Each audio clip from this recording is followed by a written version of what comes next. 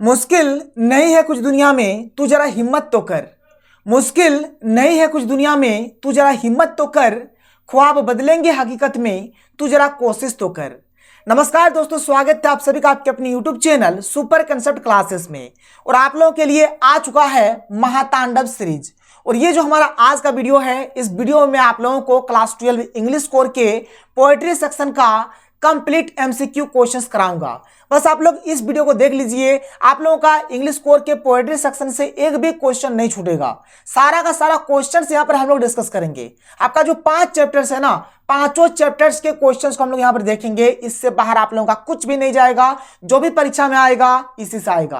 तो चलिए स्टार्ट करते हैं और एक एक करके हर एक चैप्टर्स के हर एक एमसीक्यू क्वेश्चंस को बहुत ही सिंपल तरीके से और इजी तरीके से समझते हैं। और हर एक चीज आपके यहाँ पर दिल में और दिमाग में बैठ जाएंगे और आप जिंदगी में कभी भी नहीं भूलेंगे। तो अगर आप लोग हमारे चैनल पर पहली बार आए हैं तो फटाफट चैनल को सब्सक्राइब कर लीजिए, साथ ही साथ बेल का आइकन को प्रेस कर दीजिए। तो चलिए शुरू करते हैं और एक एक करके हर एक क्वेश्चंस को देखते हैं। हमारा जो चैप्टर है, चैप्टर का नाम है माय मदर एट 66 और इसके पोएट का नाम है कमला दास। ठीक है, इसके पोएट का नाम क्या है? कमला दास। पोएट का नाम बोला जाए या फिर ऑथर का नाम बोला जाए तो कमला दास आप लोग बोलना। ठीक है, यहाँ पर हम लोग बहुत ही एकदम सिंपल तरीके से, इजी तरीके से हम लोग हर एक क्वेश्चन को करेंगे। तो देखिए यहाँ पर हमारे पास जो सबसे पहला जो क्वेश्चन है, पहला क्वेश्चन क्या है कि who has the poet of my mother eight 66। देखिए वही क्वेश्चन कि माय मदर एट 66 ये जो चैप्टर है, इसके पोएट का नाम क्या है? तो कमला दास है। अभी मैंने आपको बता दिया, कमला दास इसका आंसर हो जाएगा। आगे देखिए अगला क्वेश्चन, क्वेश्चन नंबर 2 क्या है कि where was poet driving to, यानी कवि कहाँ जा रहा था?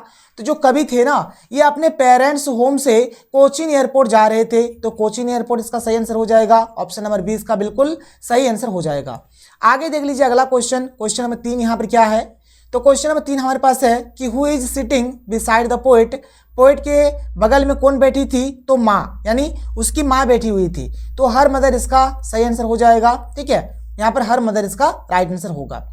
यहाँ पर देखिए क्वेश्चन नंबर 4 हमारे पास क्या है कि who looked out at young trees.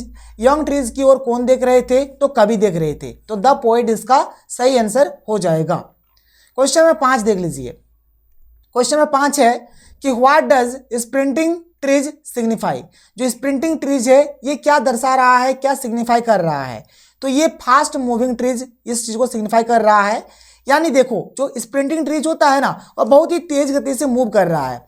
किस प्रकार से? जैसे यहाँ पर ये जो स्टोरी है, ये जो हमारा ये जो कविता है, इसमें माँ बूढ़ी हो जाती है। तो भाई इस चैप्टर में एक्चुअल में ये चीज बताया गया है कि बचपन से बुढ़ापा कब आ जाता है ना, कुछ पता नहीं चलता है। और बुढ़ापा के बाद भाई फिर सबको तो राम नाम सच तो होना ही है, तो वही चीज होता है।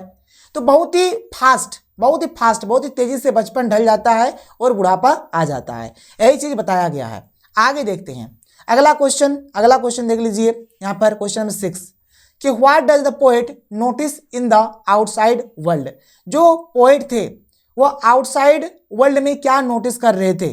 तो ये स्प्रिंटिंग ट्रीज को देखे, बहुत सारे ऐसे चिल्ड्रंस देखे जो भाई हंस रहे थे और दौड़ रहे थे और हंस रहे थे। ठीक है, तो इस प्रकार से ये चीजों को देखते हैं। तो इसका सही उत्तर ऑप्शन नंबर ए हो जाएगा।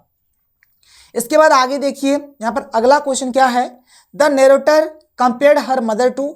जो नैरेटर है वो अपनी माँ का कंपेयर यानी तुलना किससे करते हैं? तो लेट विंटर्स मून के साथ करते हैं। क्योंकि लेट विंटर्स मून जो होता है भाई, इसमें भी चमक नहीं होता है और माँ भी बूढ़ी हो गई थी, यानी माँ में भी अब किसी भी प्रकार का कोई चमक नहीं है। तो लेट विंटर्स मून इसका बिल्कुल सही आंसर होगा।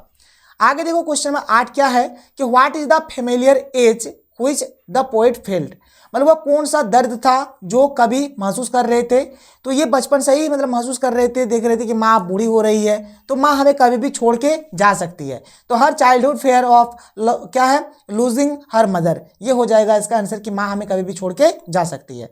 आगे देख लो अगला क्वेश्चन, क्वेश्चन नंबर 9 कि what are the parting words that the poet said. तो कवि क्या बोलते हैं? तो कवि बोलते हैं सी यू सून अम्मा। क्या बोलते हैं? सी यू सून अम्मा इसका सही आंसर हो जाएगा।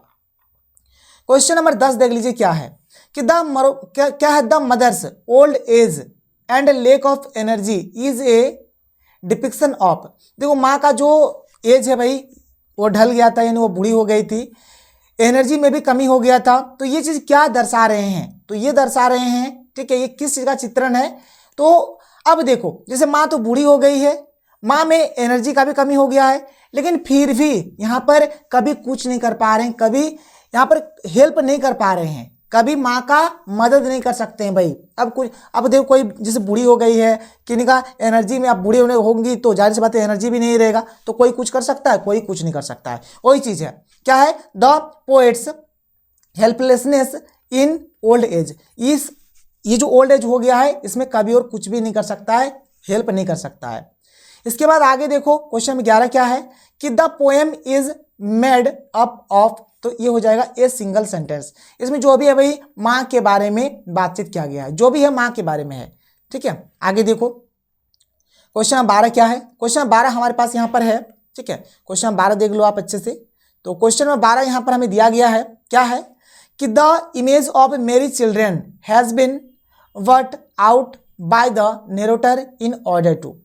देखो यहाँ पर जो बच्चों का जो चित्र जो एक सामने आया है, ठीक है, नरेटर के सामने जो बच्चों का प्रसन्न वाला जो चित्र आया है, इससे ये मतलब दिख रहा है कि बच्चों में क्या है, अभी फुल एनर्जी है, बच्चों में पूरा क्या है, अभी उत्साह है। बात को ध्यान सुनो, छोटे बच्चे भाई, छोटे बच्चे में बहुत ज़्यादा जोश होता है, ठीक है, वे हमेशा मुस्कुराते रहेंगे, रोते बहुत कम है, ठीक है, मतलब इसे रोएंगे तो कुछ चाहिए होगा तभी रोते हैं।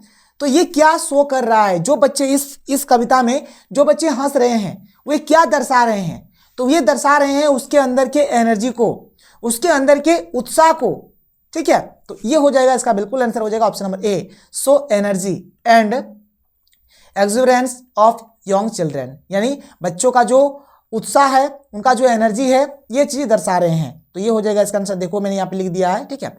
आगे देख लो अगला क्वेश्चन, क्वेश्चन नंबर 13 क्या है कि the narrator is only using her smile to. Narrator के अंदर बहुत दर्द था लेकिन फिर भी वे स्माइल कर रहे थे, क्यों कर रहे थे, ताकि वो अपने अंदर का जो पेन है उसको छिपा ले, माँ को दिखे नहीं, माँ को दिखे नहीं, क्योंकि माँ ऐसे ही बूढ़ी है। अगर माँ को पता चल जाएगा कि मैं रो रहा हूँ, मतलब कभी अगर रो रहे हैं, ठीक है, तो फिर माँ और दुखी हो जाएगी। इसलिए माँ को एक एनर्जी मिले, एक पॉजिटिव एनर्जी मिले, और अपने अंदर के पेन को, दर्द को छुपाने के लिए कमला दास यहाँ पर अपने फेस पे स्माइल ला रहे हैं। इसके बाद आगे देखो अगला क्वेश्चन, क्वेश्चन 14 क्या है, smile and smile and smile is. देखो भाई ये जो पोएटिक डिवाइस है जिसको अलंकार बोलेंगे, इसको लेकर मैं ट्रिक लेकर आऊंगा। अगर आप इस सेंटेंस को देखोगे, देखो यहाँ पर भी स्माइल है, यहाँ पर भी स्माइल है, यहाँ पर भी स्माइल है, तो स्माइल स्माइल स्माइल रिपीट हो रहा है। आप देखो यहाँ पर भी एंड है, यहाँ पर भी एंड है, मतलब एंड भी हमारा रिपीट हो रहा है। तो जब भी कभी भी कोई वर्ड बार बार रिपीट हो तो वहां पर एलिट्रेशन होता है। क्या होगा, एलिट्रेशन होगा, याद रखना, इस बात को खोपड़िया में घुसा लो। Children spilling out is an, तो ये भाई मेटाफोर होगा, इसको लेकर मैं ट्रिक लाऊंगा, टेंशन मत लो, इसमें कौन सा हमारा है तो मेटाफोर हो जाएगा। इसके बाद देखो ट्रीज स्प्रिंटिंग, इसमें कौन सा पोएटिक डिवाइस है, तो इसमें है पर्सोनिफिकेशन। भाई ट्रिक आएगा, टेंशन मत लो, पहले भी देख लो। इसके बाद अगला प्रश्न देखो, what do the running trees signify. देखो मैंने आपको थोड़ी देर पहले बताया कि जो रनिंग ट्रीज क्या सिग्निफाई कर रहा है, कि कब मतलब यहाँ पर चाइल्डहुड से कब ओल्ड एज में बदल जाता है ना इंसान, पता नहीं चलता है। तो fast moving change in human life childhood to old age, मैंने आपको थोड़ी देर पहले ही बता दिया कि कैसे बचपन से बुढ़ापा में इंसान आ जाता है। What did the poet realise with pain, ठीक है, किस चीज़ को रियलाइज करके उसको पेन हो रहा था, ठीक है। तो भाई अपना जो माँ का जब चेहरा देख रहा था तो लग रहा था क्या है, एक यहाँ पर एक जिसे होता है ना मुर्दा, एक मरा आदमी का जो जिस प्रकार का चेहरा होता है वैसे ही चेहरा यहाँ पर कमला दास के माँ का हो गया था, इसलिए वो एक पेन महसूस कर रहे थे, उनको अंदर ही अंदर बहुत ज़्यादा तकलीफ, दर्द हो रहा था। तो ये हो जाएगा इसका answer, her mother's appearance like a corpse, ठीक है, ये हो जाएगा इसका आंसर। आगे देखो क्वेश्चन 19 क्या है कि what do the parting words see you soon Amma signify, ये क्या दर्शा रहा है, तो ये दर्शा रहा है एक्चुअल में ये बात बोलते हैं और कमला दास स्माइल करती हैं ताकि वे अपने अंदर की जो पेन है, जो दर्द है उसको छुपा ले। तो इसका सही आंसर हो जाएगा ये ऑप्शन नंबर बी, ठीक है। Her optimistic farewell full of cheerfulness, यानी उसकी प्रसन्नता से भरी आशावादी विदाई, मतलब आशावादी है कि सी यू सून अम्मा, मतलब वो ये मतलब माँ को एक आशा देते हैं कि आप अभी नहीं मरोगे और मैं आपसे बहुत ही जल्द मिलूंगा, इसलिए सी यू सून अम्मा ये कहते हैं। आगे देखो क्वेश्चन नंबर 20, क्वेश्चन 20 कि what does essence face signify, ये जो एसन फेस है ये क्या सिग्निफाई कर रहा है, तो ये सिग्निफाई कर रहा है कि जो माँ का जो चेहरा है वो ये पीला पड़ गया है, अब उसमें जीवन नहीं है, अब एक ऐसा फेस हो गया है जैसे कि मुर्दा का फेस है, तो ये हो जाएगा इसका आंसर कि pale and lifeless face of poets mother, मतलब इनका जो चेहरा है ना ये पीला पड़ गया है और इसमें कोई जान नहीं है, कोई जीवन नहीं है, जैसे मुर्दा का जो चेहरा है ना बिल्कुल वैसे दिख रहा है। इसके बाद आगे देखो, whose house the poet was living, poet किसका घर छोड़ के मतलब जा रहे थे कोचिन एयरपोर्ट, तो हर पेरेंट्स हाउस इसका आंसर होगा। What does the expression smile smile and smile signify, ये क्या दर्शा रहा है, तो ये दर्शा रहा है भाई, मतलब ये जो कमला दास है वो अपने चेहरे पे स्माइल स्माइल स्माइल इसीलिए ला रहे हैं तो ताकि वे अपने अंदर के पेन को छुपा ले, अपने भीतर का जो डर है जो फियर है उसको छुपा ले, ठीक है। तो देखो पेन वाला तो यहाँ पर एक भी ऑप्शन नहीं है, तो फियर्स वाला है, ठीक है। तो poet's desperate efforts to hide her fears, मैंने इनको डर था, इनको माँ को खोने का डर था, इस चीज को छिपाने के लिए ये बार बार स्माइल करते हैं, बार बार अपने चेहरे पे मुस्कुराहट लाते हैं। Question number 23, who is the poet of this poem, मैंने बता दिया भाई कमला दास माय मदर 66 पोएम के यहाँ पर पोएट है। How far was the poet standing away from her mother, जब जा रहे थे ना, जब कोचिन एयरपोर्ट पहुंचे तो माँ और पोएट का यहाँ पर डिस्टेंस कितना था, तो ए फ्यू यार्ड्स था, ए फ्यू यार्ड्स इसका सही आंसर होगा। आगे देखो, what did the poet see outside the window, क्या देखा पोएट ने, तो यंग ट्रीज को देखते हैं, यंग ट्रीज इसका आंसर हो जाएगा। What is the kind of pain and ache that the poet feels, वह कौन सा, ठीक है, कवि किस प्रकार का दर्द या फिर वेदना महसूस कर रहे थे, तो भाई उसको डर था कि वो अपने माँ को खो देगा, तो लूजिंग हर मदर, ये हो जाएगा इसका आंसर। आगे देखो अगला क्वेश्चन, ठीक है, what is the significance of the title my mother eight 66, ये क्या दर्शा रहा है, ये टाइटल क्या दर्शा रहा है, ये दर्शा रहा है कि poets fear of losing her old mother, मतलब कभी को ये डर है कि वे अपने माँ को खो देंगे, अपनी बूढ़ी माँ को खो देंगे, ठीक है। इसके बाद आगे देखो, which poetic device is used is trees printing, इसमें कौन सा, ठीक है। अब देखो भाई, एक होता है हमारा पर्सोनिफिकेशन, पर्सोनिफिकेशन क्या होता है, मतलब जैसे बोलते हैं ना हम लोग लव इज ब्लाइंड यानी कि प्यार अंधा होता है, तो भाई देखो अंधा कौन होता है, अंधा कोई एक इंसान ही होगा, कोई इंसान मतलब कोई बोला जाए तो कोई सजीव जो होगा जिसमें जान होता है वही तो अंधा होगा, जिसमें जान होता है वही तो अंधा होगा। तो देखो यहाँ पर लव एक ऐसा वर्ड है जो निर्जीव है, लेकिन इसका कंपेयर किसके साथ हो रहा है, सजीव के साथ हो रहा है, सजीव के साथ। यहाँ पर कि ए लाई हैज नो लेग्स, बोलेंगे झूठ का कोई पैर नहीं होता है, तो देखो झूठ और यहाँ पर झूठ भाई निर्जीव है, लेकिन पैर किसका होता है, सजीव का होता है। तो जब भी इस प्रकार का कभी भी कॉम्बिनेशन बने सजीव निर्जीव का, निर्जीव रहेगा लेकिन उसको सजीव जैसा बोलेंगे। यहाँ पर इंसान अंधा होता है लेकिन भाई यहाँ पर प्यार को अंधा बोला जा रहा है, लव इज ब्लाइंड, तो इस प्रकार का जब भी हो तो पर्सोनिफिकेशन होगा। तो ट्रीज स्प्रिंटिंग, ट्रीज मतलब बहुत तेज गति से दौड़ रहे हैं, भाई ट्रीज कभी दौड़ते नहीं है, लेकिन हम लोग यहाँ पर इसका तुलना कर रहे हैं ना, सजीव निर्जीव, ठीक है, living things non living things में जब भी आप कंपेयर करोगे तो उस टाइम आप पर्सोनिफिकेशन यहाँ पर आपको पोएटिक डिवाइस से यूज करना है, ठीक है। तो 28 का सही उत्तर यहाँ पर ऑप्शन नंबर डी हो जाएगा। आगे देख लो अगला क्वेश्चन कि what did the poet realise with pain, ठीक है, तो वही चीज है, इसीलिए वहाँ पर दर्द का महसूस कर रहे हैं क्योंकि उनका माँ का जो चेहरा था ना भाई वो कॉप्स जैसा हो गया था, मतलब जैसे एक मुर्दा का जो चेहरा होता है बिल्कुल वैसे ही। 29 का सही उत्तर यहाँ पर ऑप्शन नंबर ए हो जाएगा। क्या हो जाएगा, 29 का ए हो जाएगा। Question 30, what do the running trees signify, running trees क्या सिग्निफाई कर रहा है, अभी मैंने बताया आपको कि चाइल्डहुड से एक कब ओल्ड एज में बदल जाता है ह्यूमन लाइफ, कोई भी पता नहीं चलता है। तो ये हो जाएगा fast moving change in human life from childhood to old age. आगे देखो, who lives at Cochin, Cochin में कौन रहते थे, तो पोएट रहते थे। What does the poet notice outside the car, sprinting trees देखते हैं, रनिंग चिल्ड्रंस देखते हैं, ऑप्शन नंबर ए इसका सही हो जाएगा।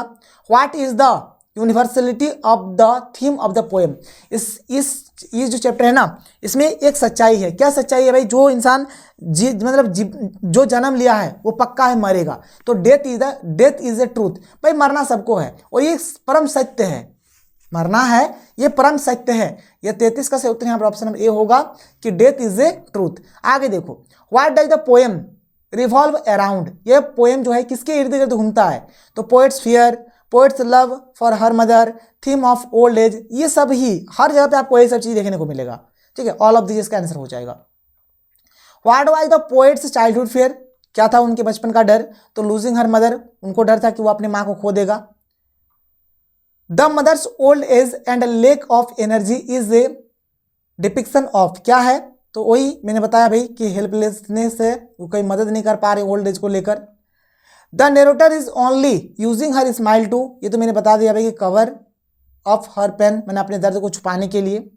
सी सेड टू हर मदर, क्या बोलते हैं? तो सी यू सुन अम्मा बोलते हैं, सी यू सुन अम्मा, सी यू सुन मम्मा नहीं अम्मा, ठीक है, ऑप्शन नंबर डी इसका सही होगा।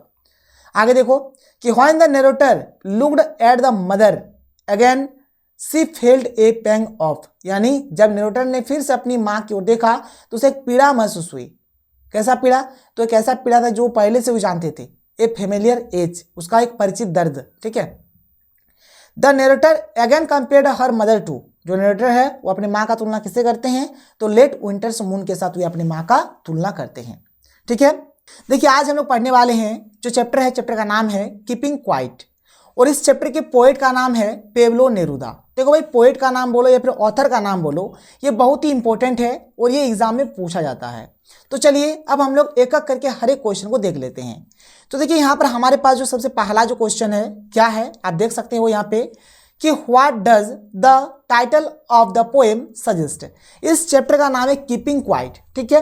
तो इस चैप्टर का हम लोग और कौन सा टाइटल दे सकते थे? तो देखो भाई, ये जो साइलेंस है ना, साइलेंस मतलब भी होता है चुप रहना, और कीपिंग क्वाइट मतलब भी होता है चुप रहना। तो भाई ये साइलेंस वाला हम लोग यहाँ पर टाइटल दे सकते थे, कोई दिक्कत नहीं था। तो यहाँ पर इसका सही उत्तर ऑप्शन नंबर डी हो जाएगा। आगे देख लीजिए अगला क्वेश्चन हमारे पास क्या है। तो हमारे पास यहाँ पर जो अगला क्वेश्चन है क्या है कि what does the poem speak about. ये जो पोएम है किसके बारे में बोल रहे हैं?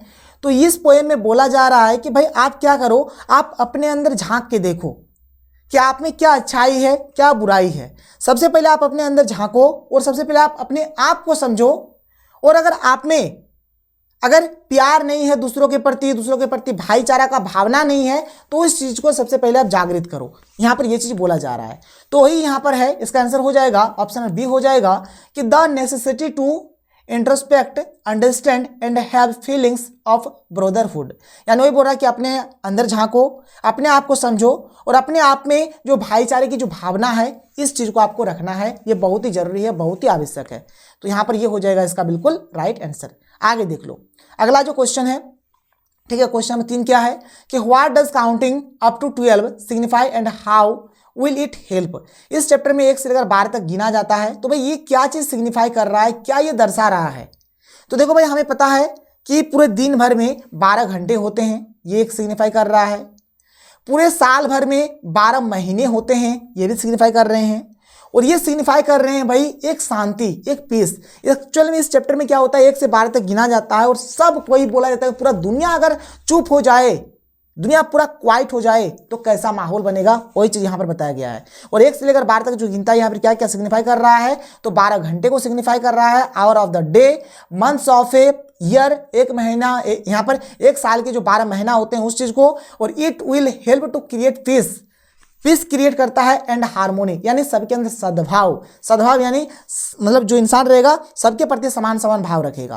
तो इसका सही उत्तर हो जाएगा ऑप्शन नंबर डी हो जाएगा, ऑल इसका बिल्कुल राइट आंसर हो जाएगा। आगे देख लो अगला क्वेश्चन, अगला क्वेश्चन देख लो, what is poet's pen name. देखो भाई पेन नेम क्या होता है, जैसे आपको यहाँ पर एक चीज मैं बता देता हूँ, जैसे महेंद्र सिंह धोनी, महेंद्र सिंह धोनी को हम लोग क्या बोलते हैं, माही बोलते हैं, माही के नाम से जाना जाता है। तो भाई महेंद्र सिंह धोनी का यहाँ पर एक ये हो गया माही, एक हो गया पेन नेम, ठीक है, पेन नेम हो गया। तो उसी प्रकार से पोएट्स का भी जो अलग से जो नाम रखा जाता है उसको बोला जाता है पेन नेम, ठीक है। तो यहाँ पर जो हमारे ऑथर है, ऑथर का नाम है पेब्लो नेरुदा इस चैप्टर के कीपिंग क्वाइट के, तो इसका पेन नेम भी हमारा पेब्लो नेरुदा ही है, ठीक है। तो यहाँ पर इसका सही उत्तर ऑप्शन नंबर डी हो जाएगा। आगे देख लो, आगे देखो, ठीक है, आगे देखो अगला क्वेश्चन, क्वेश्चन नंबर 5 क्या है कि व्हाट इज द एसेंस और मैसेज ऑफ द पोएम। इस चैप्टर में भाई क्या हमें मैसेज दे रहा है? भाई देखो इस चैप्टर में जहां पर भी आपको ये वाला वर्ड मिल जाए ना, इंट्रोस्पेक्शन, ठीक है, आप मार दो उसके ऊपर टिक, ठीक है। आप हार्मोनी वर्ड भी देख सकते हो, जहां पर भी हार्मोनी वर्ड मिले आप मार दो टिक। भाई इंट्रोस्पेक्शन में क्या होता है, इस चैप्टर का मेन मकसद ये है, यहाँ पर 1 से लेकर 12 तक गिना जाता है और अपने आप को समझने के लिए बोला जाता है। आप अपने आप का निरीक्षण करो, यानी कि आप आत्मनिरीक्षण करो, आप अपने अंदर झांक के देखो कि आप में क्या अच्छाई है क्या बुराई है, आपके अंदर में दूसरों के प्रति सद्भाव है या फिर नहीं है, दूसरों के प्रति भाईचारा है या फिर नहीं है, तो बस ये चीज आपको यहाँ पर करना है। तो जहां पर भी इस चैप्टर का जो भी क्वेश्चन रहेगा, जहां पर भी आपको इंट्रोस्पेक्शन मिले, आप सीधे मार दो टिक, आपको क्वेश्चन का ऑप्शन भी पढ़ने का जरूरत नहीं है। आगे देख लो, आगे देख लो, इसका ये आंसर हो जाएगा, ऑप्शन नंबर ए हो जाएगा। क्वेश्चन नंबर 6 क्या है, according to the poet what creates barriers. ठीक है, कवि के अनुसार कौन सी चीज बाधाएं उत्पन्न करती है, तो भाई लैंग्वेज, लैंग्वेज जो है ना ये बाधा उत्पन्न करती है। आगे देखो, why does the poet ask people not to speak, क्या मना कर रहा है बोलने के लिए, तो यहां पर मना कर रहा है बोलने के लिए। देखो कि कभी लोगों को बोलने से मना क्यों करता है, क्यों मना करता है, इसलिए मना करता है कि बिकॉज इट क्रिएट्स बैरियर्स और obstacles in the form of misunderstanding amongst people. कभी मना करने, मतलब कभी बोलने के लिए मना इसलिए करते हैं क्योंकि ज़्यादा बोलने से हो सके कि लोगों के बीच क्या हो भाई, यहाँ पर रुका, मतलब यहाँ पर क्या हो, गलतफहमी आ जाए, गलतफहमी आ जाए, मिसअंडरस्टैंडिंग हो जाए, जिससे यहाँ पर रुकावट पैदा हो सकती है। इसीलिए कभी यहाँ पर मना करते हैं बोलने के लिए। बात को ध्यान सुनो, कभी यहाँ पर बोलने के लिए इसलिए मना करते हैं क्योंकि कभी को पता है कि अगर कोई ज़्यादा बोलेगा तो फिर आपस में मिसअंडरस्टैंडिंग हो जाएगा और दोनों के बीच यहाँ पर दरार हो जाएगा, रुकावटें आ जाएगी, इसीलिए इसका सही उत्तर ऑप्शन नंबर यहाँ पर डी हो जाएगा। आगे देख लो अगला question, what is destroying the environment, पूरे इन्वायरमेंट को कौन डिस्ट्रॉय कर रहा है, तो अनफ्रूटफुल जो एक्शंस होते हैं, यानी वैसे काम जो अविवेकपूर्ण हो, अविवेकपूर्ण कार्य, और जो भी वायलेंट एक्शंस होते हैं ये भी हिंसक। ठीक है, और स्पीकिंग विदाउट थिंकिंग, तो देखो भाई जब भी हम लोग कुछ भी चीज़ बोलेंगे ना तो सोच समझ के बोलेंगे। जो भी चीज़ आप बोलोगे ना भाई, पहले सोच लो कि आप अच्छा बोल रहे हो या खराब बोल रहे हो। तो ये चीज़ मतलब यहाँ पर वो कौन सा चीज़ है जो पूरे इन्वायरमेंट को डिस्ट्रॉय करते हैं, तो एक तो हो जाएगा अनफ्रूटफुल एक्शन, दूसरा हो जाएगा वायलेंट एक्शन, तीसरा हो जाएगा स्पीकिंग विदाउट थिंकिंग। तो ये सब के सब हमारे आंसर होंगे, सब के सब, option A, option B, option C, यानी कि ऑप्शन नंबर डी इसका सही हो जाएगा, ऑल इसका राइट आंसर होगा। आगे देख लो अगला question, what does number 12 represent, मैंने बता दिया कि hours of the day and months of a year, इस चीज़ को ये रिप्रेजेंट कर रहा है। 9 का सही उत्तर ऑप्शन नंबर ए हो जाएगा। Not move our arms, what does this expression refer to, ये एक्सप्रेशन क्या रिफर करता है कि sitting still without moving weapons, यानी बिना हथियार हिलाए स्थिर बैठे रहना। देखो बोल रहा है नॉट मूव, यानी हिलना डुलना, मूव नहीं करना है, और आर्म्स, अपने आर्म्स को यहाँ पर मूव नहीं करना है। इसका मतलब ये हुआ कि हम लोग एकदम स्थिर बैठे रहेंगे और यहाँ पर हम अपने वेपन्स को यहाँ पर मूव नहीं करेंगे, यानी स्टिल क्या, sitting still without moving weapons, ये हो जाएगा इसका आंसर। आगे चलो भाई, आगे चलो, आगे देखो क्या है कि why does the poet repeat people to keep quiet. ठीक है, यानी यहाँ पर कभी रिपीट क्यों करते हैं कि यहाँ पर सबको चुप रहना चाहिए, कीप क्वाइट रहना चाहिए, इसीलिए ताकि यहाँ पर क्या हो कि in the hope of becoming more thoughtful and peaceful, माने सब अपनी मतलब विचार कर पाए और एक पीसफुल यहाँ पर एक शांति क्रिएट हो, एक पीस क्रिएट हो, इसलिए 11 का सही उत्तर ऑप्शन नंबर यहाँ पर डी हो जाएगा।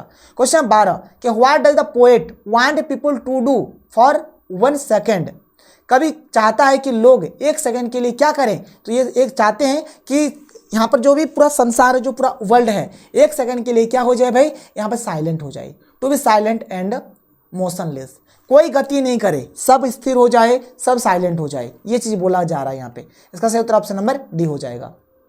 आगे चलो अगला क्वेश्चन देखो, क्वेश्चन 13 कि what is the poet expecting from fisherman, fisherman से यहाँ पर पोएट क्या एक्सपेक्ट कर रहे हैं, तो फिशरमैन से ये एक्सपेक्ट कर रहे हैं, मतलब बोल रहा है कि जो भी फिशरमैन है तुम पहले भी एकदम मछली पकड़ना छोड़ दो और सोचो कि अभी तक तुमने कितने मछलियों को मारा है, कितने मछलियों को नुकसान पहुँचाया है, ये चीज़ पहले सोचो और फिर तुम ये प्रण लो, ये कसम खा लो कि अब से मछलियों को नुकसान नहीं पहुंचाएंगे, नुकसान पहुंचाना बंद करेंगे। तो ये हो जाएगा कि to think and stop harming the fish. ठीक है, ये हो जाएगा, पहले सोचो, ठीक है, उसके बाद तुम यहाँ पर क्या करो, मछलियों को नुकसान पहुंचाना बंद करो। 13 का सही उत्तर ऑप्शन नंबर सी हो जाएगा। आगे देख लो अगला क्वेश्चन, क्वेश्चन नंबर 14 क्या है कि while gathering salt what will happen to the man if the keep silent for a moment, यानी कि नमक इकट्ठा करते समय अगर आदमी एक पल के लिए भी चुप हो जाए तो उसका क्या होगा। अब जो आदमी नमक इकट्ठा कर रहा है, अब उसके ऊपर ये बात आ जाती है कि अब नमक वाला कुछ देर के लिए तुम चुप रहे, शांत रहे, कुछ भी मत बोले, तो जब वो सोचेंगे ना तब वो यही चीज़ सोच पाएंगे कि जो नमक है ना, नमक हमारे हाथों को कितना नुकसान पहुंचा रहे हैं, ये चीज़ सोचेंगे हुए। ठीक है, तो इसका जो होगा यहाँ पर सही आंसर कि he will think of the harm the salt is doing to his hands, मतलब यहाँ पर ये चीज़ सोचेंगे कि नमक ने उसके हाथों को कितना यहाँ पर नुकसान पहुँचाया, कितना हार्म पहुँचाया है, ठीक है, कितना नुकसान यहाँ पर पहुँचाया है, ये चीज़ हो जाएगा। आगे देख लो अगला क्वेश्चन, क्वेश्चन 15 कि what does hurt hand refer to, हाथ में चोट लगने से क्या तात्पर्य है। इसका मतलब हो जाएगा कि ग्रोइंग क्या है, insensitivity of man to pain, यानी कि दर्द के प्रति मनुष्य की बढ़ती असंवेदनशीलता, दर्द के प्रति मनुष्य का जैसे पहले संवेदनशील होते हैं वैसे अब है ही नहीं। क्वेश्चन 16 कि what are the different kinds of wars mentioned in the poem, इस पोएम में किस किस प्रकार के युद्धों का उल्लेख किया गया है। तो यहाँ पर है पहला कि वार अगेंस्ट ह्यूमैनिटी, यानी कि ह्यूमैनिटी के खिलाफ यहाँ पर लड़ाई, वार अगेंस्ट नेचर, नेचर के खिलाफ लड़ाई, war with gases and fire, जो भी गैस है और जो आग है उसके विरुद्ध लड़ाई, ठीक है, तो ऑल ऑफ दिस इसका आंसर हो जाएगा। आगे देख लो अगला क्वेश्चन, क्वेश्चन 17 क्या है कि what can human beings learn from nature, मनुष्य प्रकृति से क्या सीख सकता है। तो मनुष्य प्रकृति से सीख सकता है कि मतलब काम करो लेकिन साइलेंस के साथ, यानी वर्किंग विथ साइलेंस, ठीक है, यानी काम ऐसा करो मतलब साइलेंस के साथ, तो ये हो जाएगा इसका answer. Man needs to learn a lesson from, किससे वो लेसन सीख सकता है, मैन को किससे लेसन सीखना चाहिए, तो अर्थ से। 18 का सही उत्तर ऑप्शन नंबर सी हो जाएगा। According to the poet wars that are fought have no, क्या है, सर्वाइवर्स, ये हो जाएगा। 19 का ऑप्शन नंबर डी सही हो जाएगा। World C is a poetic device, भाई पोएटिक डिवाइस को लेकर मैं लाऊंगा आप लोगों के लिए ट्रिक, ट्रांसफर्ड, ठीक है, ट्रांसफर्ड इफेक्ट हो जाएगा इसका answer. Without rush without engines refers to, ये नो नॉइज को रिफर कर रहा है, नो नॉइज हो जाएगा इसका answer. The poet wants the entire humanity to keep still, बोल रहा है क्या करो, एकदम शांत रहो, चुप रहो। Have no truck with death, इसका मीन्स क्या होगा कि हैव नो एसोसिएशन और डील विद डेथ, यानी मृत्यु से कोई संबंध या व्यवहार न रखें, ठीक है, ये हो जाएगा। The poet advocates the balance of nature two way, यानी कि कवि प्रकृति के संतुलन की वकालत करता है, कैसा वकालत करता है, मेंटेन्ड वकालत, ठीक है, मेंटेन हो जाएगा। 24 का सही उत्तर यहाँ पर ऑप्शन नंबर ए हो जाएगा। What does man threaten himself with, यानी कि मनुष्य स्वयं को किस चीज़ से खतरे में डालता है, तो डेथ से, ठीक है, डेथ के बारे में ज़्यादा सोच लेते हैं इसलिए। 25 का सही उत्तर यहाँ पर ऑप्शन ए हो जाएगा। The type of wars the poet talks about are, किस किस टाइप के, तो यहाँ पर green wars, wars with gas, wars with fire, ठीक है। 26 का सही उत्तर यहाँ पर ऑप्शन नंबर ए हो जाएगा। What kind of a moment would it be when everyone is silent, वह कैसा क्षण होगा जब सब चुप होंगे। देखो भाई पूरा अगर वर्ल्ड अगर कुछ सेकंड के लिए अगर चुप हो जाए, शांत हो जाए, तो कैसा लगेगा, एकदम अजीब सा लगेगा, एक्सॉटिक लगेगा, ठीक है, अजीब लगेगा। What can human beings learn from nature, अभी तो मैंने आपको बता दिया भाई, मतलब साइलेंस रह के काम करो, ये चीज़ सीखेंगे वहाँ से। What symbol from nature the poet used to prove that keeping quiet is not totally inactivity, कवि प्रकृति के किस प्रतीक का उपयोग यह सिद्ध करने के लिए करता है कि चुप रहना पूर्ण निष्क्रियता नहीं है, तो यहाँ पर हो जाएगा नेचर एंड डेथ, इसका सही आंसर हो जाएगा। आगे देखो कि यहाँ पर देखो अगला जो क्वेश्चन है क्या है, यहाँ पर देखो कि why is the poet asking everyone not to speak any language, ठीक है, बोला कि कोई भी लैंग्वेज नहीं सीखो, क्यों नहीं सीखो, क्योंकि इससे मिसअंडरस्टैंडिंग नहीं होगा, तो ये ऑप्शन नंबर डी इसका सही होगा। झगड़ा और मिसअंडरस्टैंडिंग नहीं होगा, इस सब चीज़ से बचने के लिए ही यहाँ पर हम लोग क्या करेंगे, not to speak any language, ठीक है। देखिए हमारे पास जो चैप्टर है, चैप्टर का नाम है ए थिंग ऑफ ब्यूटी और इसके पोएट का नाम है जॉन कीट्स। देखो भाई ये पोएट का नाम बोलो या फिर ऑथर का नाम बोलो, ये बहुत ही इंपॉर्टेंट होता है और यहाँ से तो एक क्वेश्चन पक्का बनता है, इसलिए आप लोग पोएट का नाम और ऑथर का नाम कर लेना। मैंने आपको पहले ट्रिक भी बता दिया है, आप चाहो तो ट्रिक से कर सकते हो या फिर आप डायरेक्ट ऐसे भी कर सकते हो। चलिए क्वेश्चन देखते हैं, एक करके हर एक क्वेश्चन को बहुत ही सिंपल तरीके से और ईजी तरीके से हम लोग यहाँ पे समझेंगे। देखिए यहाँ पर हमारे पास पहला क्वेश्चन वही पोएट से रिलेटेड है कि ए थिंग ऑफ ब्यूटी के पोएट का नाम क्या है, तो जॉन कीट्स हो जाएगा, ठीक है। What kind of A poet was John Keats, मतलब जॉन कीट्स जो थे ना वह किस प्रकार के कवि है? तो भाई एक रोमांटिक कवि है, रोमांटिक, ए रोमांटिक हो जाएगा इसका आंसर, ऑप्शन नंबर डी इसका सही हो जाएगा। आगे देखो क्वेश्चन नंबर 3 क्या है। क्वेश्चन नंबर 3 आप देख सकते हो कि from where has this poem a thing of beauty been taken, मतलब ये जो आप कविता देख पा रहे हो थिंग ऑफ ब्यूटी, इसको कहाँ से लिया गया है? तो इसको लिया गया है फ्रॉम किड्स वर्क, क्या है? इंडिमियन ए पोएटिक रोमांस, इंडिमियन ए पोएटिक रोमांस, यहाँ से इसको लिया गया है, यहाँ से इसको लिया गया है, यानी ऑप्शन नंबर ए इसका बिल्कुल सही उत्तर हो जाएगा। आगे देख लो अगला क्वेश्चन, हु इज इंडिमियन, इंडिमियन कौन था? तो एक चरवाहा था, एक चरवाहा, ठीक है, यानी शेफर्ड जिसको बोलेंगे, ए यंग शेफर्ड हो जाएगा इसका आंसर। 4 का सही उत्तर option number D, a young shepherd. आगे देख लो अगला क्वेश्चन कि what are the things of beauty mentioned in the poem, इस पोएम में किस किस प्रकार के ब्यूटी को मेंशन किया गया है, ठीक है? तो sun and moon, young trees and streams, flowers, all of this, तो ऑल ऑफ दिस हो जाएगा, इन सब के सब यहाँ पर हर एक चीज़ को मेंशन किया गया, सन, सूरज, चांद, ट्रीज, फ्लावर्स, सब कुछ, ठीक है, ये हो जाएगा ऑल ऑफ दिस, इसका आंसर हो जाएगा। आगे देख लो अगला क्वेश्चन, क्वेश्चन नंबर 6 क्या है कि which things cause suffering to human beings, कौन सी चीज़ें इंसान को दुख पहुंचाती है? कौन सी चीज़ें? तो भाई जो अमानवीय काम है, ठीक है, जो गलत काम है, एक्चुअली में बोलो जो गलत काम है और जो अच्छा गुण वाला काम नहीं है, तो वैसे जो काम होते हैं वे यहाँ पर क्या करेंगे? दुख पहुँचाएंगे। तो इसका हो जाएगा कि लैक ऑफ क्या है? Virtuous and in human acts, ठीक है, 6 का सही उत्तर ऑप्शन नंबर ए हो जाएगा, यानी सद्गुणों का अभाव और अमानवीय काम जो है ये इंसान को दुख पहुंचाते हैं।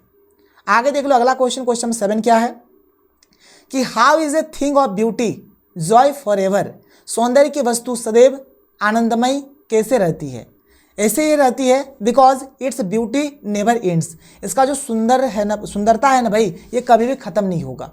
जैसे फ्लावर्स का बात कर लो, फूल का बात कर लो, फ्लावर्स देखने में इतना अच्छा लगता है कि अगर आपका मूड अगर ख़राब भी है ना भाई, तो ये आपका मूड ठीक कर देगा, मज़ा आ जाता है। आप फ्लावर गार्डन चले जाओ, आपका दिल बाग बाग हो जाएगा। इसकी जो सुंदरता है ना कभी भी ख़त्म नहीं होगी, ठीक है, because its beauty never ends and leaves a lasting impact, और एक गजब का इम्पैक्ट छोड़ती है, एक गजब का प्रभाव छोड़ती है, ठीक है, ये चीज़ हो जाएगा, ऑप्शन नंबर डी इसका सही हो जाएगा। आगे देख लो अगला क्वेश्चन, अगला क्वेश्चन देख लो, क्वेश्चन नंबर 8 क्या है कि what is the message of the poem, ये पोएम जो है ये क्या मैसेज देते हैं? तो ब्यूटी नेवर फेड्स, यानी जो ब्यूटी है ना, जो सुंदरता है कभी भी फीकी नहीं पड़ती है। ब्यूटी लिफ्ट्स स्प्राइट हाई, सुंदरता उत्साह को ऊंचा उठा देता है, जो स्पिरिट्स है, जो उत्साह है उसको ऊपर उठा देता है। Beauty is a joy for ever, सुंदरता हमेशा के लिए क्या एक आनंद है, सुंदरता क्या है? हमेशा के लिए एक आनंद है। सबके सब ऑप्शन सही होंगे, option number D all of this इसका राइट आंसर होगा।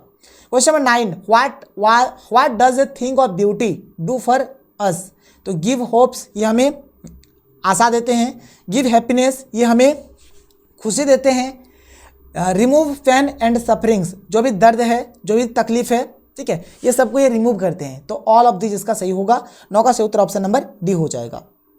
क्वेश्चन नंबर 10 क्या है कि what is the endless fountain and what is its effect, पहला बात इंडलेस फाउंटेन क्या है और ये क्या प्रभाव डालता है ये बताना है। तो ये हो जाएगा ए thing of beauty is endless fountain, जो थिंग ऑफ ब्यूटी है ये हमारा इंडलेस फाउंटेन है, एंड इट गिव्स हैप्पीनेस, और ये हमें क्या करते हैं भाई? हैप्पीनेस, ठीक है, खुशी देते हैं, क्या देते हैं? खुशी देते हैं, हैप्पीनेस देते हैं, ठीक है। 10 का सही उत्तर ऑप्शन नंबर सी हो जाएगा। आगे देख लो क्वेश्चन 11 कि what is the concept of beauty, beauty का कंसेप्ट क्या है? तो a quality which always gives happiness, तो ब्यूटी का कंसेप्ट क्या है भाई? ब्यूटी का कंसेप्ट क्या है? इसका एक ऐसा क्वालिटी है जो हमेशा हमें क्या करते हैं? खुशी देते हैं, हैप्पीनेस देते हैं, हैप्पी देते हैं, हैप्पी रखते हैं, खुशी देते हैं, ठीक है। Who said that a thing of beauty is a joy forever, ये कौन बोलते हैं? तो ये बोलते हैं जॉन केट्स। जॉन केट्स क्या बोलते हैं? जो थिंग ऑफ ब्यूटी है ये हमेशा हमें क्या देते हैं? खुशी देते हैं, ठीक है, आनंद देते हैं। What is a bower, bower क्या है? तो ए सेडी ट्री, यानी एक छायादार वृक्ष है, और ये भाई एक इंपॉर्टेंट क्वेश्चन है, एक सेडी ट्री, ठीक है। आगे देख लो क्या है कि why are our spirits referred as dark, यानी हमारी आत्माओं को अंधकारमय क्यों कहा जाता है? क्यों कहा जाता है हमारे आत्मा को अंधकारमय, ठीक है? तो दुख और निराशा के कारण, because of sadness and disappointments, ठीक है, इसीलिए तो दुख और निराशा के कारण। आगे देखो व्हाट डज मोरोमिन, मोरो माने होता है द नेक्स्ट डे। ये इंपॉर्टेंट क्वेश्चन है भाई, ये पूछा जा सकता है। मोरो मतलब क्या होता है? The next day. आगे देखो अगला क्वेश्चन कि why do we need a flower band, हमें फूलों वाले बैंड की आवश्यकता क्यों है? क्यों है? तो to have strength and joy in spite of all sadness, यानी सभी दुखों के बावजूद ताकत और खुशी पाने के लिए हमें यहाँ पर एक फूलों वाले बैंड की आवश्यकता है। ठीक है। Question number 17, clear rills are the, clear rills are the क्या हो जाएगा? स्ट्रीम्स ऑफ क्लियर वाटर हो जाएगा इसका मतलब। आगे देखो क्वेश्चन नंबर 18 क्या है? व्हाट इज स्प्राउट ए सेडी बुन फॉर शिप, यानी भेड़ों के लिए अंकुर एवं छायादार वरदान क्या है? तो ये हो जाएगा ट्रीज ओल्ड एंड यंग। तो जो भी भाई पेड़ है तो पेड़ इनके लिए वरदान है, चाहे पेड़ बूढ़ा हो या फिर पेड़ जवान हो। आगे देख लो, of all the unhealthy means, unhealthy means of all the unhealthy means हो जाएगा यहाँ पर इल हेल्थ। क्या हो जाएगा? इल हेल्थ, मतलब खराब हेल्थ या फिर बीमार हेल्थ आप बोल सकते हो। आगे देख लो, spite of despondence refers to, ये क्या रिफर कर रहा है? तो सैडनेस एंड डिप्रेशन, ये सैडनेस को और डिप्रेशन को ये रिफर कर रहा है। आगे देख लो, beautiful thing never pass into nothingness means that they, तो इसका मतलब हो जाएगा, देखो ये जो है ना, ये जो आप देख पा रहे हो पास इनटू नथिंगनेस, इसका मतलब ये जो हो जाएगा, इसका मतलब हो जाएगा नेवर फेड अवे, यानी कभी नहीं मिटना। इसका मतलब क्या हो जाएगा? कभी नहीं मिटना हो जाएगा इसका मतलब। आगे देख लो, according to the poet a thing of beauty is, a thing of beauty क्या है? ए जॉय फॉर एवर, माने एक आनंद है भाई, हमेशा के लिए आनंद है। ये हमेशा हमें क्या करते हैं? आनंद देते हैं, खुशी देते हैं। Why are our spirits referred as dark, हमारी आत्माओं को अंधकारमय क्यों कहा गया? अभी मैंने बताया, सैडनेस के कारण, दुख के कारण, ठीक है, निराशा के कारण, ये सब हो जाएगा। What does the poet mean by some shape of beauty, क्या हो जाएगा? इसका मतलब हो जाएगा beautiful objects that give happiness. What does the poet mean by some shape of beauty, some shape of beauty क्या है? तो beautiful objects that gives happiness, जो भी ब्यूटीफुल ऑब्जेक्ट्स होते हुए हमें क्या करते हैं भाई? खुशी देते हैं, हैप्पी कराते हैं, हमें खुशी देते हैं, हैप्पीनेस। ठीक है। What is the meaning of gloomy, glooming का मतलब क्या होता है? डल एंड डिप्रेसिव, डल और डिप्रेसिव का मतलब क्या होता है? ग्लूमी होता है। आगे देख लो, immortal drink of the endless fountain is a reference to, ये एंडलेस फाउंटेन मतलब देखो यहाँ पर इसको देखो, immortal drink of the endless fountain, ये इसके लिए क्या यहाँ पर रिफर कर रहा है? तो the continuous flow of scared और होली वाटर जो भी है, ठीक है, ये हो जाएगा इसका आंसर।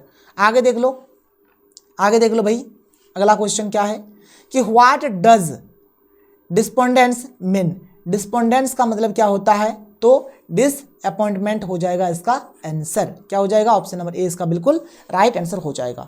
देखिए हमारे पास आज का जो चैप्टर है, चैप्टर का नाम है ए रोड साइड स्टैंड, और इसके पोएट का नाम या फिर ऑथर का नाम है रॉबर्ट फ्रॉस्ट। देखो पोएट का नाम या फिर ऑथर का नाम ये भाई एग्जाम में पक्का पूछा जाएगा, इसको आप लोग अच्छे से कर लेना। मैंने आप लोगों को ट्रिक भी बता दिया है, आप चाहो तो ट्रिक से करो या फिर आप डायरेक्ट करो, जैसे करना आप करके रख लो। और यहाँ पर हम लोग एक करके हर एक क्वेश्चन को करेंगे। तो चलिए शुरू करते हैं और एक करके हर एक क्वेश्चन को देख लेते हैं। तो देखिए यहाँ पर हमारे पास जो सबसे पहला जो क्वेश्चन है, ठीक है, देखो पोइट से रिलेटेड है कि who is the poet of A road side stand, इसके पोइट का नाम तो रॉबर्ट फ्रॉस्ट, अभी मैंने आपको बता दिया। आगे देखो हु इज रॉबर्ट फ्रॉस्ट, यानी रॉबर्ट फ्रॉस्ट भाई कौन थे? कौन थे? तो एन अमेरिकन, ठीक है, 20th सेंचुरी पोएट, अमेरिका के 20वीं सदी के, ठीक है, यानी 20th सेंचुरी की क्या है भाई? एक कवि है, एक पोएट है, ठीक है। इस चीज को देखो। आगे बढ़ते हैं, आगे देख लेते हैं अगला क्वेश्चन। क्वेश्चन नंबर 3 क्या है कि what does Frost poem deal with, मतलब ये जो रॉबर्ट फ्रॉस्ट जो है, इनके जो कविता होते हैं, ठीक है, इनके जो पोएम होते हैं ये क्या डील करते हैं, किस चीज़ के साथ ये डील करते हैं अपनी कविताओं को? तो इसमें ह्यूमन ट्रेजेडीज होते हैं, फेयर्स होते हैं और उसका सोल्यूशन होता है, ठीक है। मतलब यहाँ पर ह्यूमन ट्रेजेडीज आपको देखने को मिलेंगे, उसका डर देखने को मिलेगा, उसका सोल्यूशन किस प्रकार से होगा, तो ये सब चीज़ इसमें देखने को मिलते हैं। आगे देखो कि what does Frost present in the poem A road side stand, मतलब ये जो आपको ये जो कविता आप देख पा रहे हो ए रोड साइड स्टैंड, इसमें किस चीज़ का मतलब यहाँ पर रिप्रेजेंट किया गया है, किस चीज़ को यहाँ पर दर्शाया गया है, किस चीज़ को दिखाया गया है? तो इसमें दिखाया गया है आपका the lives of poor deprived people with understanding and in a sympathetic way, यानी गरीब वंचित लोगों के जीवन को समझदारी और सहानुभूतिपूर्ण तरीके से समझे। मतलब इसमें बोला गया है कि जो गरीब लोगों का जो जीवन है भाई, जो पुअर का जो लाइफ है, पुअर पीपुल का जो लाइफ है, उसको समझो, उससे सहानुभूति दिखाओ, आप देखना एक चीज़, जो फुटपाथ पे जो सामान बेचते हैं, जो गरीब होते हैं, उनसे सामान बाई चांस कोई खरीदते हैं। गरीबों का यहाँ पर कोई मदद नहीं करते हैं, उनके प्रति कोई सहानुभूति नहीं दिखाते हैं। तो इसका सही उत्तर यहाँ पर ऑप्शन नंबर ए हो जाएगा। आगे देख लो अगला question, question number 5, what is a road side stand in the poem. ठीक है, ये क्या है, ठीक है, ये जो रोड साइड स्टैंड है ये क्या है इस पोएम में। तो यहाँ पर ये शेड आउटसाइड ए रोड साइड ओल्ड हाउस, सड़क किनारे एक पुराने घर के बाहर एक शेड है। ठीक है, यही है ये road side stand in the poem, यही है। आगे देखो कि what is being sold on road side stand. तो ये जो रोड साइड स्टैंड जो है इसमें क्या चीज़ बेचा जा रहा है, तो इसमें वाइल्ड बेरीज यानी जंगली जामुन, गोल्ड स्क्वेस यानी golden squash and some other similar product इसमें बेचे जा रहे हैं। ऑप्शन नंबर डी इसका सही हो जाएगा। आगे देखो क्या है कि who are the greedy doers. ठीक है, ग्रीडी डुअर्स कौन है भाई, लालची इंसान कौन है यहाँ पे, तो द पोलिस्ड सिटी फॉक, जो शहर के लोग हैं ना भाई वे बहुत ही बेमतलबी लोग होते हैं। ठीक है, बहुत ही खराब लोग होते हैं, दुष्ट होते हैं, जिसको हम लोग बोलेंगे लालची होते हैं। द पोलिस्ड सिटी फॉक की क्या होते हैं, लालची होते हैं। आगे देखो कि why are the city people called greedy, यानी शहर के लोगों को लालची क्यों कहा गया है, क्योंकि ये जो शहर के लोग होते हैं ये अपने स्वार्थ के बारे में सोचते हैं हमेशा।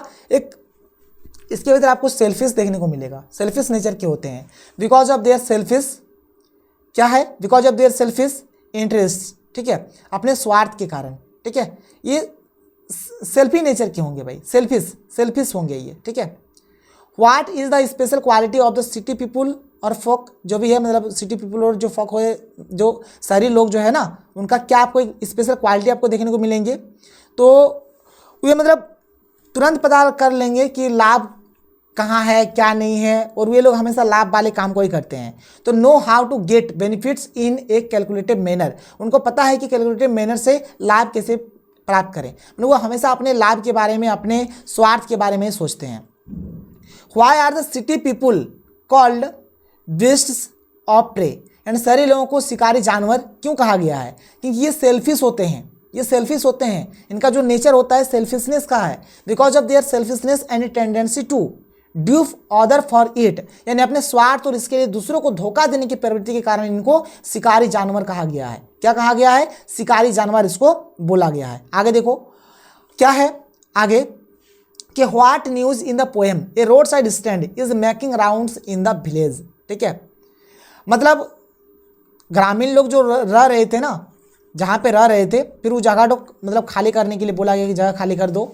तो न्यूज क्या देते हैं, उन लोगों को क्या बोलते हैं कि जगह खाली कर दो, तुम लोगों को क्या करेंगे, जो भी ग्रामीण लोग थे उन लोगों को बोलता है कि तुमको थिएटर के पास हो या फिर शॉपिंग मॉल के पास हो, तुमको मैं घर दिलाऊंगा। सरकार की ओर से ये योजना मतलब ये लागू किया जाता है, ये बात बोला जाता है। तो बोला जाता है कि villagers will be given homes near theatre and shopping malls, मतलब जो ग्रामीण है उन लोगों को थिएटर के सामने, शॉपिंग मॉल के सामने क्या किया जाएगा, तो घर दिया जाएगा। ये बात ये बताते हैं। आगे देखो कि what promise while the government making to relocate the villagers, यानी सरकार ग्रामीणों को विस्थापित करने का क्या वादा कर रही थी। तो मैंने बोला उन लोग सरकार बोल रही थी कि तुमको मॉल्स के पास देंगे, ठीक है, जो बड़े बड़े जो मार्केट्स है वहाँ पे घर बना के देंगे। मतलब सरकार एक्चुअली में ये वादा कर रहे हैं कि तुमको क्या करेंगे भाई, जो भी तुम्हारा ज़रूरत है हर एक ज़रूरत का ख्याल रखा जाएगा। ठीक है, यानी their all needs will be looked after, यानी उनके सभी ज़रूरतों का ख्याल रखा जाएगा। ये बात यहाँ पर बोला जाता है। आगे देख लो अगला क्वेश्चन कि why didn't the polished traffic stop at the road side stand.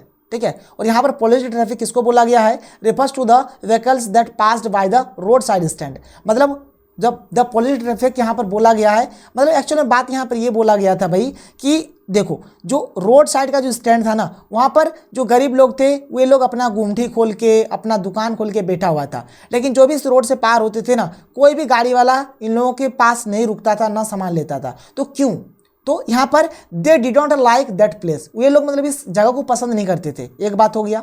There focus was their interest of earning huge benefits, इनका मेन फोकस रहता था कि भाई अधिक से अधिक अर्निंग किया जाए, इसलिए यहाँ पर नहीं रुकते थे। दे वेर ग्रेडी, ये लालची थे, इसीलिए ये लोग इस जगह पे नहीं रुकते थे। तो ऑल ऑफ दीज इसका आंसर हो जाएगा। ठीक है, क्या होगा, ऑल ऑफ दीज इसका आंसर हो जाएगा। आगे देख लो अगला क्वेश्चन कि who made road side stand and where. Road side stand कौन बनाया था और कहाँ बनाया था? तो the poor rural people made in the village, जो भी गरीब जो ग्रामीण लोग थे उन लोग विलेज में ये रोड साइड स्टैंड बनाए थे। आगे देखो, why did the house owner put up a new shed, मकान मालिक ने नया शेड क्यों बनवाया? तो कुछ पैसा कमाने के चलते, to earn some money. Option number B इसका सही हो जाएगा, टू अर्न सम मनी। आगे देखो कि who are the greedy good doers, यानी लालची हितैषी कौन है? तो मैंने बोला भाई जो शहर के जो लोग हैं, द पॉलिश्ड सिटी फॉक जो है ये लोग क्या है? लालची है। आगे देखो, who are the pitiful kin in the poem, इस पोएम में पिटीफुल किन कौन थे? तो the poor rural folk and farmers जो है इनको पिटीफुल किन बोला गया है। ठीक है, आगे देखो, who are the beasts of prey in the poem, तो मैंने बता दिया भाई कविता में शिकारी जानवर कौन थे? तो जो भी शहरी लोग हैं, द सिटी फॉक, ये हो जाएगा द सिटी फॉक बोले, द सिटी पीपुल बोलो, बात एक ही हुआ। आगे देख लो अगला क्वेश्चन। अगला क्वेश्चन यहाँ पर है कि व्हाट डज द स्पीकर या फिर narrator call the thought of the owner of the stand, यानी स्पीकर या फिर जो नरेटर है के मालिक के सोच को क्या कहते हैं? तो यहाँ पर इसके सोच को यहाँ पर ए चाइल्डिश लॉन्गिंग इन वैन, यानी व्यर्थ की बचकानी लालसा बोला गया है, व्यर्थ की बचकानी लालसा बोला गया है। ऑप्शन नंबर डी इसका राइट आंसर हो जाएगा। आगे देख लो क्वेश्चन 20 क्या है कि what do the flowers of cities in a road side stand refer to, सड़क के किनारे लगे शहरों के फूल क्या दर्शाते हैं? तो यहाँ पर द प्लेजर्स ऑफ सिटीज, यानी शहरों का जो सुख है, शहरों के सुख को ये चीज़ दर्शाते हैं। आगे देखो, which word in the poem means fading, ठीक है, किस चीज़ का मतलब? देखो फेडिंग मतलब होता है लुप्त होना, फेडिंग माने क्या होता है? लुप्त होना, और वेदरिंग माने होता है नष्ट होना। तो नष्ट होना लुप्त होना भाई एक ही बात है, ठीक है, इसलिए इसका सही उत्तर हो जाएगा वेदरिंग। ठीक है, नष्ट होना ये हो जाएगा इसका सही आंसर। आगे देख लो कि who do selfish cars refer to, selfish cars refer to, ये क्या करते थे भाई? तो ये वैसे कार ओनर होते थे जो वहाँ पर रोड साइड का जो स्टैंड था वहाँ पर इन लोग रुकते नहीं थे। तो car owners who do not stop on the stand, इस स्टैंड पे इन लोग रुकते नहीं थे। आगे देख लो कि what promise while the government making to relocate the villagers, क्या क्या सरकार ने यहाँ पर प्रोमिस किए थे, वादा किया था? तो यहाँ पर पहला है to give them all the luxurious, यानी उनको सुख सुविधा सारी दिया जाएगा। टू शो देम मूवीज, उन्हें फिल्मी दिखाएंगे। ठीक है, their all needs will be looked after, मतलब उनके सभी जरूरतों का ध्यान रखेंगे। तो ऑल ऑफ दीज इसका सही हो जाएगा। क्या हो जाएगा? ऑल ऑफ दीज इसका राइट आंसर हो जाएगा। आगे देख लो अगला क्वेश्चन क्या है, why are the city people called greedy, जो सिटी पीपल जो शहरी लोग हैं उनको ग्रीडी क्यों बोला गया है?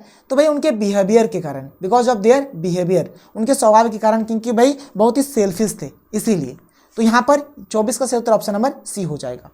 देखिए हमारे पास जो चैप्टर है, चैप्टर का नाम है एंड जेनिफर्स टाइगर्स, और इसके पोएट का नाम है एड्रीने रिच।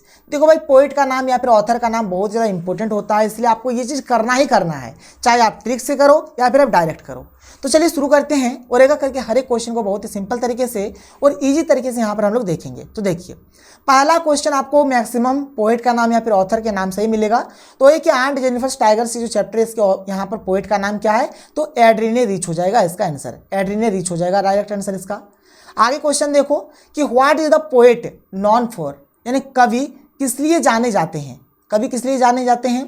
तो यहाँ पर ये जो एड्रीने रिच ये जो कवि है ये एक ऐसी महिला है, ठीक है। इस चैप्टर में देखो एक्चुअली में होता है क्या भाई, देखो मतलब कोई भी लड़की का, कोई भी आप यहाँ पर कोई भी गर्ल्स का बात कर लो, तो भाई उनका जो लाइफ होता है शादी से पहले कुछ और लाइफ होता है और शादी के बाद इनका जो लाइफ होता है कुछ और ही होता है। शादी से पहले ये भाई फ्रीडम इनको मिलता है, भाई कुछ भी करे उतना दिक्कत नहीं है, लेकिन शादी के बाद जो यहाँ पर इनके ससुराल वाले बोलेंगे इनको ऐसा ही करना है, जो पहनने बोलेंगे वही पहनना है, जो खाने को बोलेंगे वही खाना है, मतलब एक प्रकार से लाइफ यहाँ पर चेंज हो जाते हैं। और यहाँ पर एड्रीने रिच जो है ना, इनका भी लाइफ बिल्कुल वैसे ही चेंज हो जाता है। तो यहाँ पर ये जो एड्रीने रिच है वो किस लिए जाने जाते हैं? तो ये एक ऐसी महिला है जो बहुत सारे आंदोलन में भी भाग लिए हैं और इनका भाई बहुत सारे सिद्धांत है। तो यहाँ पर इसका राइट आंसर हो जाएगा कि she is widely known for the क्या है involvement in contemporary women's movement as a poet and ये थ्योरिस्ट। ये भाई एक थ्योरिस्ट भी है और ये बहुत सारे मूवमेंट में यानी बहुत सारे महिला आंदोलन में ये भाग लिए हैं। वुमेन्स मूवमेंट में बहुत सारे ऐसे वुमेन्स मूवमेंट्स है जिसमें ये भाग लिए हैं। तो ये ऑप्शन नंबर ए हो जाएगा। मतलब बात को समझ लो आप ध्यान से और एक बार, ये जो हमारे इस चैप्टर के जो कवि है एड्रीने रिच, ये एक ऐसी महिला है जो एक थ्योरिस्ट है यानी एक सिद्धांतकार है। साथ ही साथ ये बहुत सारे महिला आंदोलन यानी कि वुमेन्स मूवमेंट में बहुत सारे ये भाग लिए हैं, इसलिए ये जानी जाती है। तो यहाँ पर ऑप्शन नंबर ए इसका बिल्कुल राइट आंसर हो जाएगा। आगे देख लो अगला क्वेश्चन क्वेश्चन नंबर 3 कि how many volumes of poetry has she published. तो यहाँ पर ऑप्शन के अकॉर्डिंग यहाँ पर देखो आप, यहाँ पर 19 हो जाएगा इसका आंसर। आगे देखो क्या है कि what issues does the poem aunt Jennifer tigers address, यानी आंटी जेनिफर टाइगर्स कविता किस मुद्दे को संबंधित करती है। तो मैंने वही चीज़ बताया है भाई, यहाँ पर जो मैरिड लाइफ है, जो मैरिड लाइफ है उस चीज़ के बारे में बताया गया है कि कोई भी जो महिला होती है उनका शादी से पहले किस प्रकार का लाइफ होता है और उनका शादी के बाद किस प्रकार का लाइफ होता है, वही चीज़। तो इसका सही उत्तर हो जाएगा ऑप्शन बी हो जाएगा कि constants of married life a women expressions. देखो भाई मैरिड लाइफ से ही रिलेटेड ये चैप्टर है, तो मैरिड लाइफ देखो यहाँ पर इसी में लिखा गया है, ना तो इसमें है ना तो इसमें है, तो यही हो जाएगा हमारा आंसर। ठीक है, आगे देख लो अगला क्वेश्चन। अगला क्वेश्चन देख लो क्या है कि what do you understand by the words denizens and chivalric in the poem. ये जो दो वर्ड आप लोग देख पा रहे हो, ये जो वर्ड्स है, ये दो वर्ड्स जो आप देख पा रहे हो, इसका मतलब क्या है। तो इसका मतलब है क्या है कि जंगली जानवर बाघ का प्रभुत्वशाली और अत्यधिक अहंकारी रवैया। जो जंगली जानवर जो बाघ है, वाइल्ड एनिमल जो टाइगर है भाई, इसका बहुत दबदबा रहता है, इसका बहुत दबदबा रहता है। तो ये जो वाइल्ड एनिमल जो टाइगर है, इसका जो दबदबा है, इसी चीज़ को ये यहाँ पर प्रदर्शित कर रहा है। तो सही उत्तर यहाँ पर ऑप्शन नंबर ए हो जाएगा। 5 का क्या हो जाएगा, ऑप्शन नंबर ए हो जाएगा। ठीक है, कि the dominant and highly arrogant attitude of the wild animal tiger. Wild animal tiger जो एरोगेंट एटीट्यूड है, ठीक है, इसी चीज़ सब के बारे में यहाँ पर ये बातचीत हो रहा है। आगे देखो कि which words depict the dominant and arrogant attitude of the wild animal in the poem. तो भाई अभी तो देखो ये क्वेश्चन दो तरीके से पूछा जा सकता है, बात को समझो। अगर ये वाला और ये वाला अगर क्वेश्चन में दिया रहे तो इसका आंसर वाइल्ड एनिमल टाइगर ये जो रहेगा इस पर आप टिक कर देना। और अगर क्वेश्चन में अगर ये वाला दिया रहे तो ये जो दो वर्ड्स आपको मिलेगा ना, इस पर आप टिक कर देना। तो देखो यहाँ पर क्या हुआ है, ये दो वर्ड दिया हुआ है तो ये वाला हमारा आंसर होगा। बिल्कुल यहाँ पर इसके जस्ट उल्टा है। देखो यहाँ पर हमें देखो उसमें जो ऑप्शन में जो आंसर दिया था वही दिया हुआ है, तो यहाँ पर क्वेश्चन में जो दो वर्ड्स दिया हुआ था ये हमारा यहाँ पर आंसर हो जाएगा। कितना सिंपल आप इस चीज़ को देख सकते हो। आगे चलते हैं, आगे देखते हैं अगला क्वेश्चन। अगला क्वेश्चन देखो क्या है कि what do aunt Jennifer's fluttering hands through her wool in the second stanza tell us. दूसरे श्लोक में आंट जेनिफर के ऊन में फड़फड़ाते हाथ हमें क्या बताते हैं, क्या बताते हैं। तो the lost freedom and the fear of Jennifer's mind because material restraints, यानी शादी के बाद उनका जो पहले जो फ्रीडम वाला जीवन था वो अब खत्म हो गया, लॉस्ट हो गया है, अब वो फ्रीडम जीवन और रहा नहीं। ठीक है, ये चीज़ दर्शाया गया है। तो यहाँ पर इसका सही उत्तर ऑप्शन नंबर ए हो जाएगा। 7 का क्या होगा, ऑप्शन नंबर ए होगा। क्वेश्चन 8 देखो कि why she finding the needles so hard to pull. उसे सुई खींचने में इतनी कठिनाइयाँ क्यों हो रही थी। तो ये because of the heavy weight of her marriage ring. तो यहाँ पर बोल रहा है कि जो उनका जो मैरिज रिंग है भाई वो बहुत ही हेवी है। और यहाँ पर मैरिज रिंग जो रिंग अंगूठी को नहीं बोला गया है, बल्कि मैरिज रिंग यहाँ पर बोला गया है इनके ऊपर में अब जो आ गया भाई, जो रिस्पॉन्सिबिलिटी जो आ गया है, जो रिस्पॉन्सिबिलिटी आ गया है उसी को यहाँ पर मैरिज रिंग, यहाँ पर एक रिंग से इस चीज़ को दर्शाया गया है। तो ऑप्शन डी इसका सही आंसर हो जाएगा। आगे चलते हैं, आगे देख लेते हैं अगला क्वेश्चन कि what does the image massive weight of the wedding band mean. इसका मतलब है कि ए वेडिंग क्या है, बैंड। तो a wedding bond of hard married life. भाई अब क्या है, कठिन वैवाहिक जीवन का विवाह बंधन। अब यहाँ पर इस चैप्टर में तो मैं आपको बार बार बोल रहा हूँ कि यहाँ पर यही बताया गया कि भाई जो गर्ल्स है ना, जो यहाँ पर एड्रेनल रिच जो है उनका लाइफ किस प्रकार से शादी के बाद बदल जाता है। तो ये मैरिड लाइफ वाला, इसमें मैरिड लाइफ जहाँ पर भी दिखे ना आप मार दो सीधे गोली। मैरिड लाइफ दिखा आप मारो उसके ऊपर टिक, सोचना ही नहीं है आपको। ठीक है, तो मैरिड लाइफ इसी में ऑप्शन में है तो मार दिया हमने, सही हो गया। आगे देख लो अगला क्वेश्चन। अगला क्वेश्चन है कि of what or of whom is aunt Jennifer's terrified of in the third stanza. यानी यहाँ पर जो आंट जेनिफर्स जो है, ठीक, आंट जेनिफर्स के जो यहाँ पर कवि है एड्रेनल रिच, वे भाई किससे डरते हैं, किससे डरते हैं। तो वे अपने हस्बैंड से डरते हैं, ऑफ हर डोमिनेंट हस्बैंड। ठीक है, ये हो जाएगा। आगे देखो व्हाट आर द क्या है, what are the ordeals aunt Jennifer's is surrounding by. Aunt Jennifer's किन कठिनाइयों से घिरी हुई है। तो ये जो रिस्पॉन्सिबिलिटीज आ गया है, हेवी रिस्पॉन्सिबिलिटी जो मिल गया है मैरिड लाइफ का, उसी से। ठीक है, 11 का सही उत्तर ऑप्शन नंबर डी हो जाएगा, heavy responsibilities of married life. 11 का ऑप्शन नंबर डी यहाँ पर सही हो गया। क्वेश्चन 12 कि what is the significance of the word ringed, ये क्या सिग्निफाई कर रहा है। मैंने अभी बताया ये जो रिंग्स है ना, जो मेरिड रिंग है, ये क्या सिग्निफाई कर रहा है, तो responsibilities that formed circles like a ring surrounding her finger, माने इस प्रकार से माने जितना भी रिस्पॉन्सिबिलिटी जो आ गया ना, एक जैसे सर्किल में वो घूम रहा है, जो एक अंगूठी जैसा है जो उसके उंगली में पहना हुआ है, तो कुछ इस प्रकार से यहाँ पर बोला गया है। तो यहाँ पर सही उत्तर यहाँ पर क्या हो जाएगा, ऑप्शन नंबर डी इसका सही आंसर हो जाएगा। आगे चलें, आगे देखो, what is the attitude of the poet या फिर स्पीकर टुवार्ड्स आंट जेनिफर, क्या एटीट्यूड है, तो full of appreciation and sympathy, यानी प्रशंसा और सहानुभूति से भरा हुआ। आगे देखो, does aunt Jennifer's need sympathy, क्या आंट जेनिफर को सहानुभूति की जरूरत है, नहीं, no, more than sympathy she deserves क्या है, प्राइज, यानी वो प्रशंसा की पात्र है, सहानुभूति की नहीं, ठीक है, प्रशंसा उसको करना चाहिए। What is the wedding band, तो marriage between uncle and aunt, जो आंट जेनिफर टाइगर है और जो यहाँ पर उनके हस्बैंड है अंकल, तो ये दोनों के बीच का जो शादी है इस चीज़ को ये दर्शाया है। What did marriage bring for Jennifer, Jennifer के लिए शादी क्या लेकर आई, क्या लेकर आई भाई, तो उनका जो फ्रीडम है वो खत्म हो गया, तो loss of freedom and burden as if she has put on a heavy band, ठीक है, और उनको एक बहुत सारा बर्डन मिल गया, बहुत सारा मतलब रिस्पॉन्सिबिलिटी से हुए घिर गए और उनका जो फ्रीडम था वो फ्रीडम खत्म हो गया, ठीक है। तो चलो भाई यहाँ पर ये हमारा खत्म हो जाता है। तो चलो ये चैप्टर हमारा यहाँ पर खत्म हो गया। तो ये रहा हमारा आज का वीडियो। तो चलिए मिलते हैं हम लोग अगले वीडियो में। थैंक यू, जय हिंद।